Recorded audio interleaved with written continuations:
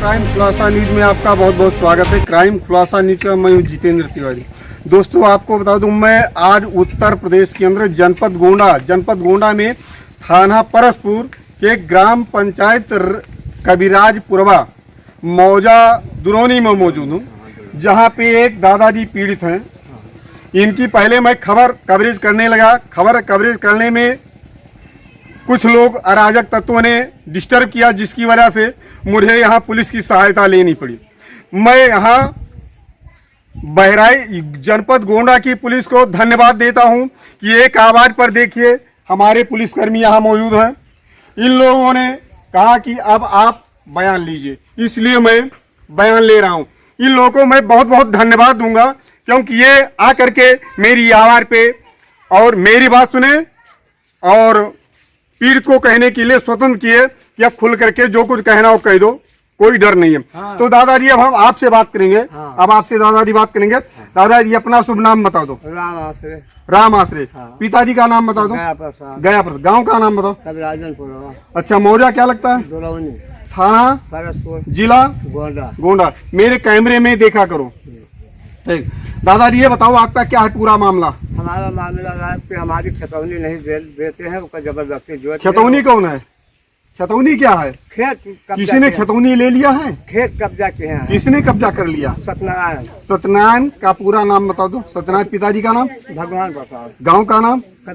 इसी गांव में रहते हैं। उन्होंने तुम्हारी जमीन पे कब्जा कर लिया। क्यों कब्जा कर लिया? क्या उनका उसमें हिस्सा है? क्या नहीं, उनका हिस्सा नहीं, वो अपनी जमीन बेच चुके हैं। उन्होंने अपनी जमीन, सत्यनारायण ने अपनी जमीन बेच दी। किसके हाथ बेची जमीन? एक ठाकुर लेने। एक जन ठाकुर लेने उनके हाथ में। तो तुम्हारी जमीन पे कब्जा हो गया? हमारी जमीन जबरदस्ती जोताई। अच्छा, जोताई ली।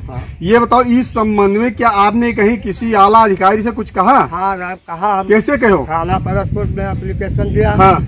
तहसील में दिया। हाँ। कोई सुनवाई नहीं हुई। कई बार दिए एप्लीकेशन? कम से कम 14-15 एप्लीकेशन। 14-15 बार एप्लीकेशन दिए, लेकिन कोई सुनवाई नहीं। कोई सुनवाई नहीं हुई। अब तक जो है दूसरे तुम्हारी जमीन पे दूसरे का कब्जा ही है। हाँ, कब्जा है। सुनवाई नहीं। अगर मान लीजिए आपकी सुनवाई नहीं हुई इस बाबा के राज में, तो तुम क्या करोगे? हम डीएम साहब से आत्महत्या कर लेबे। डीएम साहब के हाथ जा करके तुम आत्महत्या करोगे? कोई कहीं नहीं कि तुम्हारा कत्ल कर देंगे। किसने कहा है? सत्यनारायण के पुत्र रोहित। क्या कहा है? कत्ल कर देंगे। कत्ल कर देंगे। हाँ, इस मामले को लेकर कत्ल कर देंगे। अच्छा। हाँ। तो दोस्तों देखिए, ये पीड़ित है, इसकी बात आप लोगों ने सुना। ये कह रहा है कि मेरी जमीन है जिसपे दूसरे ने कब्जा कर लिया है। उस संबंध में मैंने 14-15 प्रार्थना पत्र दिए, तहसील देश में दिए, थाना में दिए, लेकिन कोई सुनवाई नहीं हुई। ये कह रहा है कि अगर मेरी सुनवाई नहीं होगी, हाँ, तो मैं डीएम साहब यानी जिलाधिकारी महोदय के यहाँ, हाँ, जो नेहा शर्मा जी हैं, यही तो ये ईमानदार अधिकारी हैं। ये नेहा शर्मा जी ईमानदार जिलाधिकारी, इनके कार्यकाल में भी आपको न्याय नहीं मिला? कुछ नहीं मिला सर। वहाँ तक पहुँचे कि नहीं पहुँच पाए? भाई हम कहाँ पहुँचे? यही डीएम साहब के सामने भी नहीं पहुँचे। डीएम साहब सामने नहीं पहुँचे, नहीं एप्लीकेशन भेजे रह गए। अच्छा, यही घूम घूम कर रह गए। क्या जब एप्लीकेशन देते हो तो क्या कहते हैं अधिकारी?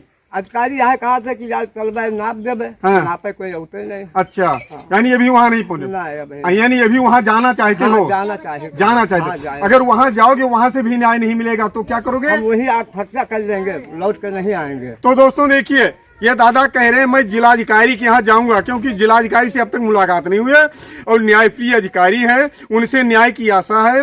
जाऊंगा और अगर तब भी न्याय नहीं मिलेगी तो मैं वही आत्महत्या कर लूंगा, घर वापस नहीं आऊंगा।